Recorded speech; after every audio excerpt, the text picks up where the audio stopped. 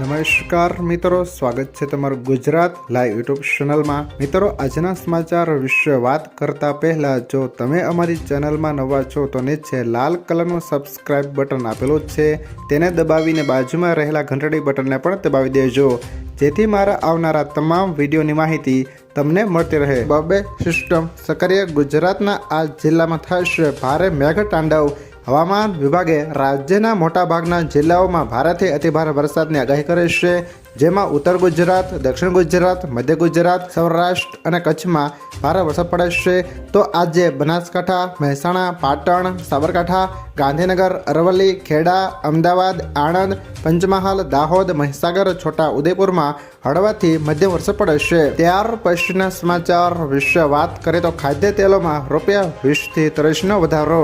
ગુજરાત રાજ્ય ખાદ્ય તેલ વેપારી મહામંડળના આંકડા મુજબ 15 કિલો સિંગતેલ ડબ્બાનો ભાવ ₹2450 હતો, જે ₹30 વધીને ₹2480 થયો છે। તેવી જ રીતે 15 લીટર સિંગતેલનો ભાવ ₹2450 હતો, તે અત્યારે ₹2480માં વેચાઈ રહ્યો છે। કપાસિયા તેલમાં 15 કિલોનો ડબ્બો ₹20 વધીને ₹1670 પર પહોંચ્યો છે। અન્ય તેલોમાં જોઈએ તો સનફ્લાવર તેલ 15 લીટરના ₹10 વધીને ₹1680 થયા હતા। ત્યારબાદના સમાચાર વિશે વાત કરીએ તો 24 જૂનથી દેશમાં ટેલિકોમ એક્ટ 2023 લાગુ। દેશમાં 24 જૂનથી નવો સંસદ કાયદો લાગુ થયો છે। આ કાયદાઓ સરકારના રાષ્ટ્રીય સુરક્ષા અથવા યુદ્ધના કિસ્સામાં કોઈપણ અથવા તમામ ટેલિકોમ્યુનિકેશન સેવાઓ અથવા નેટવર્ક્સનું નિયંત્રણ અને સંચાલન કરવાની મંજૂરી આપશે। નવા કાયદા હેઠળ કોઈપણ વ્યક્તિ પોતાના નામે વધુમાં વધુ 7 સિમ કાર્ડ રાખી શકે છે। હવે ભારતીયો જીવન દરમિયાન વધુમાં વધુ 9 સિમ કાર્ડ જ લઈ શકશે। સાથે જ નકલી સિમ કાર્ડ લેવા પર 3 વર્ષની જેલ અને 50 લાખ સુધીનો દંડ પણ થઈ શકે છે।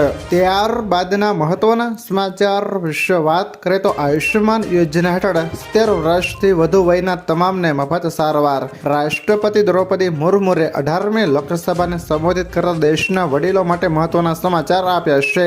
ગુરુવારે તેમણે કહ્યું હતું કે આયુષ્યમાન યોજના હેઠળ 70 વર્ષની વય વટાવી ચૂકેલા તમામ વૃદ્ધોને મફત સારવારનો લાભ આપવામાં આવશે। તેઓએ કહ્યું હતું કે નવી સરકારમાં અમે 70 વર્ષથી વધુ ઉંમરના તમામ લોકોને આયુષ્યમાનનો લાભ આપી રહ્યા છીએ। એટલું જ નહીં, સરકારે ખેડૂતો માટે સતત કામ કરી રહી છે। 20,000 કરોડ રૂપિયા ખેડૂતો માટે ટ્રાન્સફર કરવામાં આવ્યો છે। આ નિર્ણયથી અમે ખેડૂતોને વધુ આત્મનિર્ભર બનાવ્યા છે।